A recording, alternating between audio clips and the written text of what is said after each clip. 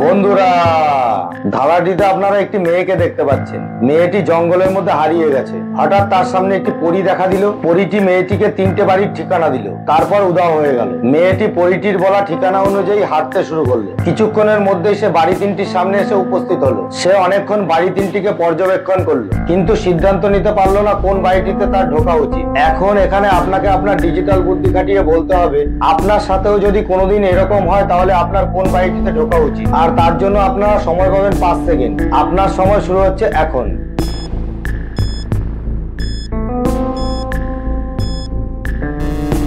আশা করি অনেকেই অনুমান করতে পেরেছেন। যারা অনুমান করতে পেরেছেন তারা কমেন্ট করে জানান। বাকিরা ধাঁধাটিকে শেষ পর্যন্ত দেখুন। আমাদের চ্যানেলটি সাবস্ক্রাইব করে আমাদের সঙ্গে থাকুন। ধাঁধাটিতে আপনারা কতগুলি পাখিকে তারের উপরে বসে থাকতে দেখতে পাচ্ছেন, আর নিচে জলের ওপর পাখিগুলির ছায়া পড়তে দেখতে পাচ্ছেন। এই পাখির ছায়াগুলির মধ্যে একটি পাখির ছায়া ভুল পড়েছে। এবার এখানে আপনাকে আপনার দৃষ্টিশক্তিকে কাজে লাগিয়ে খুঁজে বার করতে হবে কোন পাখিটির ছায়া ভুল পড়েছে। আর তার জন্য আপনারা সময় পাবেন 5 সেকেন্ড। আপনার সময় শুরু হচ্ছে এখন।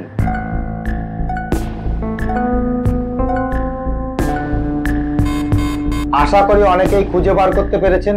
যারা খুঁজে বার করতে পেরেছেন তারা কমেন্ট করে জানান। বাকিরা ধাঁধাটিকে শেষ পর্যন্ত দেখুন। আমাদের চ্যানেলটি সাবস্ক্রাইব করে আমাদের সঙ্গে থাকুন। ভালো করে লক্ষ্য করে দেখুন, এই পাখিটির ছায়া অর্থাৎ 5 নম্বর পাখিটির ছায়া ভুল পড়েছে। এবার এই বাটিটি থেকে রঙিন বলটিকে তুলে নিলাম, তারপরে বাটিগুলি ঘুরতে লাগলো।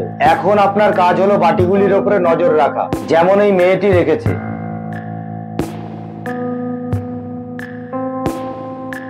এবার আপনি ভেবে বলুন তো কোন বাটি থেকে রঙিন বলটিকে তুললাম। আপনার সময় শুরু হচ্ছে এখন।